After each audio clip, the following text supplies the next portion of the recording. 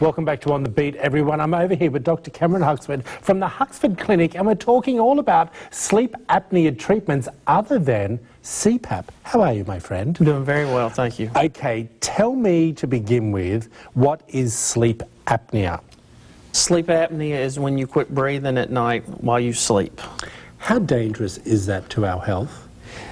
It can be very dangerous, but usually it just affects your daily life, maybe more fatigue and just not enough energy rather than significant health problems. It becomes a restless sleep, doesn't it? Very much so. All right, explain to everyone at home, if we may, because we've had you on the show before. What is CPAP?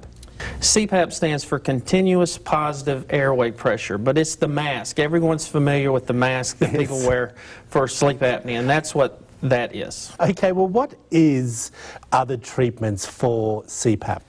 There are some surgeries that are... Oh, really? Yeah, they're not... most people don't opt for them. They can be quite brutal, but they are very effective. Well, let's talk about that a little bit, if you wouldn't mind. Yeah, when you say they're quite brutal, it's something that I'm interested in hearing more about. What are they doing surgery on? Yes, well, one is done by an ear, nose, throat surgeon. Okay. Where they go in and remove part of your soft palate and your tonsils and the uvula, which is the little hanging down thing in the back of your throat. That one's tough to recover from. It's effective. And then the other one is done by an oral surgeon, where they will go in and fracture your upper and your lower jaw and pull them forward and kind of just restructure your entire face. Seriously? Yes. That's quite dramatic with what you're saying. They are considered curative, especially the oral surgeon procedure, but it's a lot to go through. I was going to say, do you think that's last resort? It is. There's for a severe case? Very much so. Who has sleep apnea?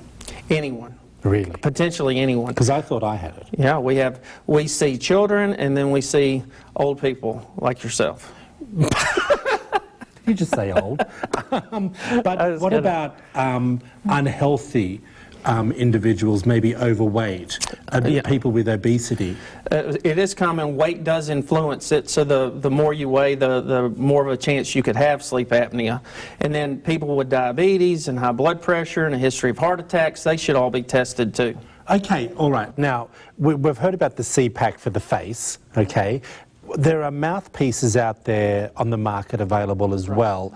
Do you recommend having one made for you or buying one over the counter? Let's go through those. That's probably the most common therapy other than CPAP is an oral appliance. And it's not the ones that you see on TV that you order it and boil it and make a mold with your own teeth.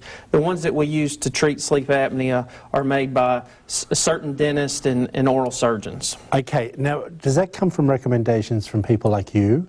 Oh yes, that is in the recommendations for the treatment of sleep apnea. Okay, so I just want to walk through the process, if I may. I come in, I'm thinking I may have a sleeping condition, all right, sleep apnea. What's that process? We would talk to you about your symptoms, and if we think that you do likely have sleep apnea, then we schedule a sleep study. How do we know, or how do I know I have a sleep apnea symptom? The most common symptoms that bring people in would be excessive tiredness. No matter how much sleep you get, you just feel tired, or you toss and turn and you don't feel that you get restful sleep. And then the other two main symptoms come from usually someone you share a house with or an apartment with, your spouse, a friend, and that would be loud snoring, or they say, hey, you quit breathing at night. Well, that's not too funny to laugh about, but I mean, having the person nudging you behind you is always a good thing. Hey, buddy, we appreciate you. We've got so much more to talk about. Thank you very much. If you think maybe your loved one laying beside you has sleep apnea, or maybe yourself as well, give this wonderful man a call. Dr. Cameron Huxford. All the information's up on the screen, everyone. The Huxford Clinic, back after this short break.